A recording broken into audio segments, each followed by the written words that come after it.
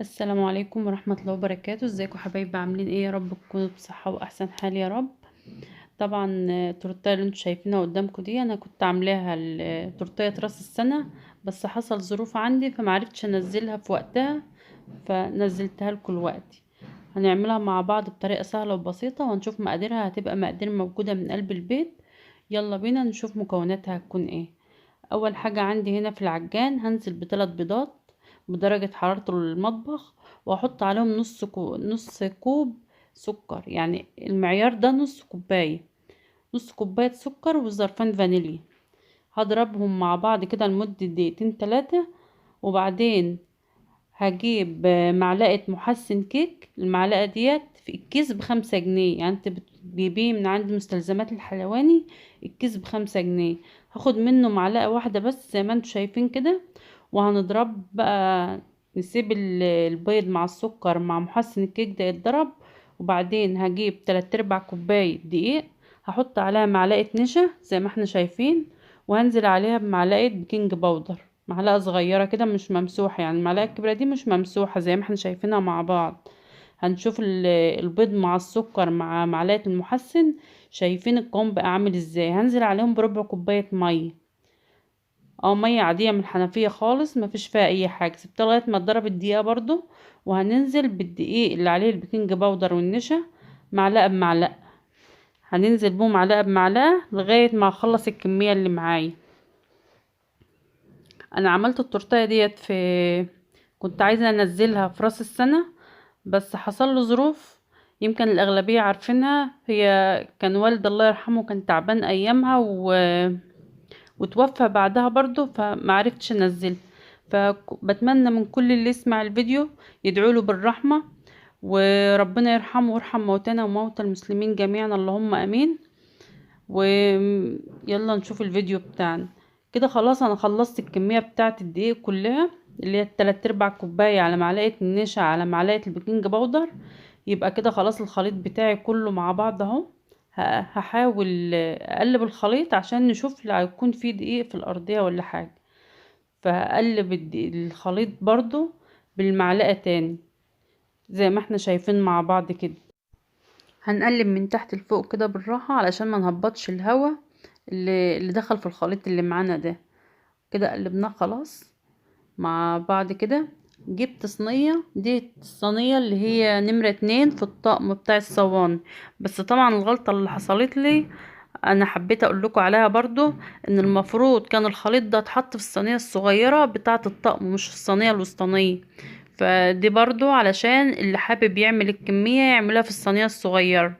بس اهم حاجة تغلفي الصينية بورق الزبدة زي ما احنا عاملينها مع بعض كده. حطيت ورقة في الأرضية وورقة في الداير كده بتاع الصينية، وهنحاول نفرد الخليط بتاعنا كده في قلب الصينية بالراحة بالمعلقة كده. يبقى زي ما قلنا المفروض الخليط ده كان اتحط في صينية اللي هي الصغيرة، كان هيطلع لك طبقات اكتر. وهنخبط الصينية كده مرتين على اساس لو في هوا ولا حاجة ايه، لو في خليط عايم على الوش كده ولا حاجة ينزل في الارضية. حرارة 180 زي ما احنا شايفينها مع بعض كده. هي هشة خالص ومش مستحملة. فزي ما قلنا لو كنا عملناها في صينية صغيرة كانت اديت لنا علو اكتر من كده والطبقات اكتر من كده. احنا هنشوف قلبها مع بعض دلوقتي هش خالص وسفنج خالص زي ما احنا شايفين اهو. مش مستحمل حاجة خالص زي ما احنا شايفين اهو. يعني هي يعني مش محتاجة ان احنا نسقيها او اي حاجة من دي.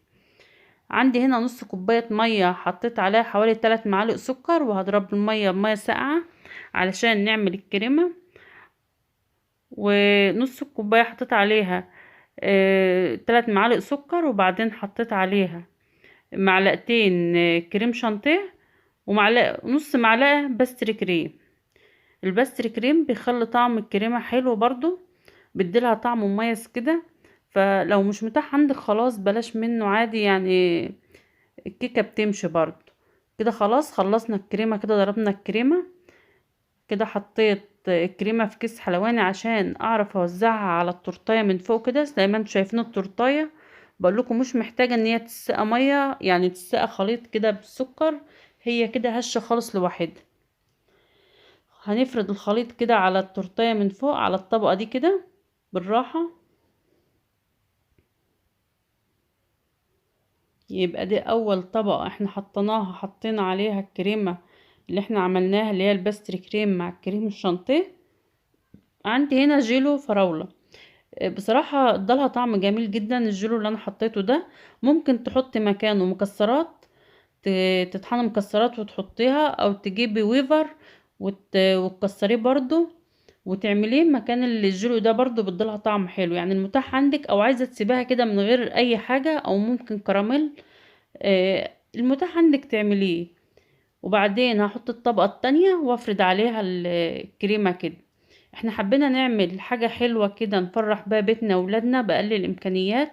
طبعا انت هتشتري التورتاية ديت، او هتشتريها بمبلغ وقدره في الايام اللي احنا فيها، او محدش اصلا هيفكر ان هو يشتري حاجة زي كده في غلو الاسعار اللي احنا فيها. فاحنا قلنا نعمل حاجة نفرح بيها عيالنا، وبرضو حاجة على قد ايدينا. يعني مش بقولك اعملي حاجات يعني بأسعار خرافية، لا، احنا بنعمل حاجة على قد ايدينا او في قد استطاعتنا.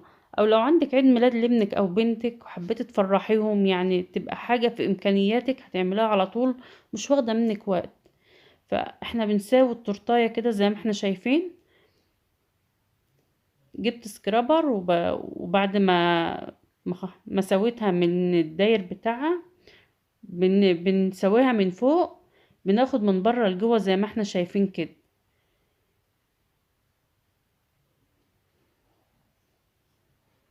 نسويها كده اهي.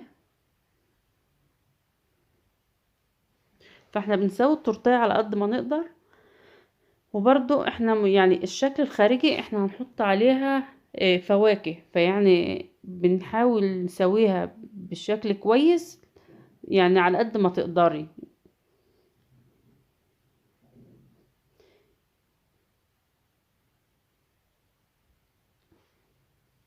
وزي ما قلنا حاجة بسيطة نفرح بها ولادنا. هنعمل كده روزتات، نقسم التورتيه بالنص علشان نزينها بالفواكه. يبقى خلاص كده التورتايه قسمتها بالنص بروزتات. جبت هنا جولو فراولة، هنزلبه كده بروزتات كده على التورتايه من بره زي ما احنا شايفين كده.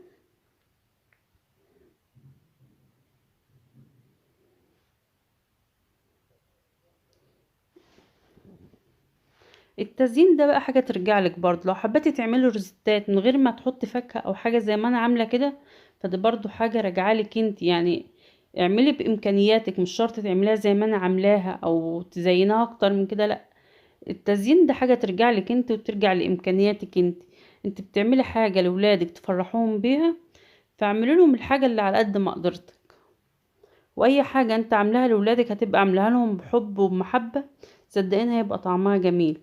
فزي ما احنا شايفين كده رشيت جيلو فراولة على الفراولة علشان ما تسمرش. ما هو انا لو انا حطيت فراولة على اسفة، لو حطيت فاكهة على اي تورتاية او اي جاتو، لازم لو ما عنديش جيلو شفاف بجيب معلقة عسل نحل عليها معلقة مية وادهن بها الفاكهة علشان الفاكهة بتاعتنا ما تسمرش وما تتبالش. يبقى كده خلاص احنا خلصنا الفراولة. هنعمل الجزء التاني بالمانجا زي ما احنا شايفين مع بعض كده.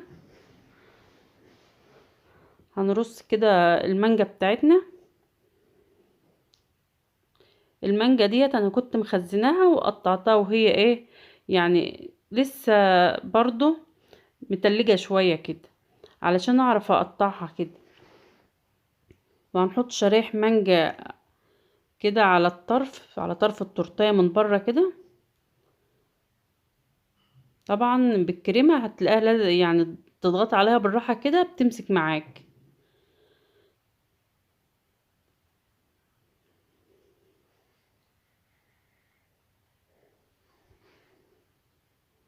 وطبعا زي ما احنا قلنا برضو لازم آه ما بنسيبش الفاكهة كده، لازم بندهنها.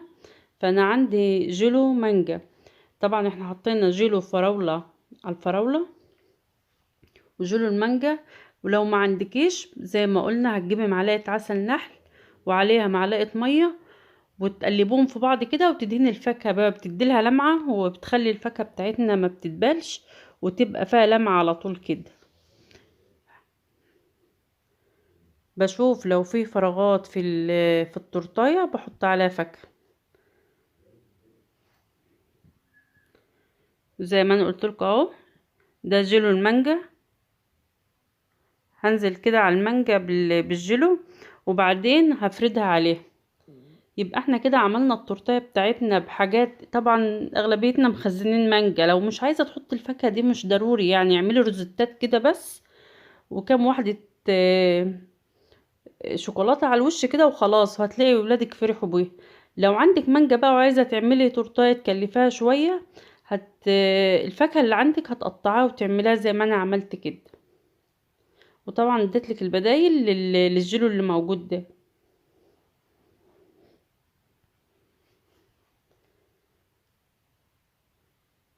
بحاول كده اساوي الفاكهه مع بعضها اهي. يبقى احنا عملناها في البيت بطريقه سهله خالص، ويعني مقادير مش مكلفه. وعلشان اكسر الحده بتاعه الفاكهه كده، حطيت شوكولاته مالتيزر اللي هي البني دي، علشان اعملها فاصل بين المانجا والفراولة زي ما احنا شايفينها كده. عملنا تورتايه مع بعض، ما خدتش مننا وقت ولا مجهود، وعملناها بطريقة سهلة بدل ما تشتريها بمبلغ وقدره. عملتها في البيت لولادك بكل حب وكل سعادة كده وانت بتعمليها، وممكن ولادك يساعدوك فيها. فاللي عجب الفيديو ياريت يشترك في القناة ويفعل الجرس، وياريت ما تبخلوش عليا باللايك. مع السلامة.